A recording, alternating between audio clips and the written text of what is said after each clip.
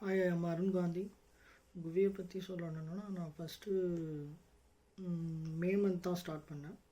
May month முடிஞ்சு ஒரு ஒரு 10 to 15 கிளாஸ் போச்சு.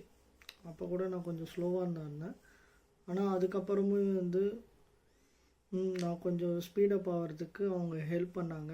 நிறைய அந்த கோர்ஸுக்கான ஸ்கில்ஸை நான் மொத்தத்தையும் கற்றுக்கிட்டு அதுக்கப்புறம் அதை ஃபார்வர்டில் மூவ் பண்ணுறதுக்காக நிறைய விஷயம் ப்ரிப்பேர் பண்ண ப்ராக்டிஸ் பண்ணுறதுக்கு நிறைய கோட் கட்டாக கொடுத்தாங்க. அப்புறம் நிறைய ப்ராஜெக்ட்ஸ், ஒரு 5 to 6 projects and one final projects கொடுத்தாங்க. அதெல்லாம் என்னோடய ஸ்கில்ஸை இம்ப்ரூவ் பண்ணுறதுக்காக யூஸ்ஃபுல்லாக இருந்துச்சு.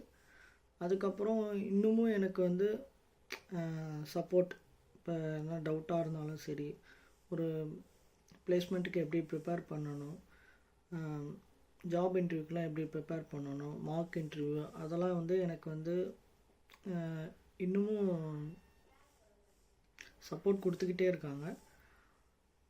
நான் என்ன மெயில், உனக்கு எதனா உனக்கு டவுட்டாக இருந்தாலும் நம்ம மெயில் பண்ணால் அவங்களே அதை வித்தின் 1 day அவங்க ரெக்டிஃபை பண்ணி எனக்கு அந்த ப்ராப்ளமை சால்வ் பண்ணி கொடுக்காங்க. சப்ஜெக்டில் டவுட்டாக இருந்தாலும் சரி, இல்லை ப்ராசஸ் ரிலேட்டடாக இருந்தாலும் சரி, அவங்க அவங்களோட டவுட்ஸை கிளியராக நம்மளோட டவுட்ஸை அவங்க கிளியராக சொல்லிடுவாங்க, கிளியர் பண்ணுவாங்க. அதுக்கப்புறம் என்னென்னா, என்னோட கோர்ஸ் முடிஞ்சிருச்சு. ஆக்சுவலாக 3 months தான் சொன்னாங்க. ஆனால் ஆக்சுவலி ஒரு 5 months வரைக்கும் எக்ஸ்டெண்ட் ஆச்சு.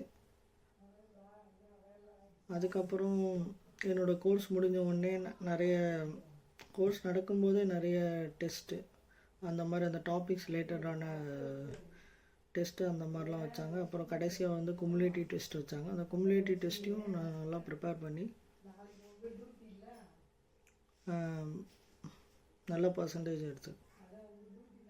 தேங்க்யூ.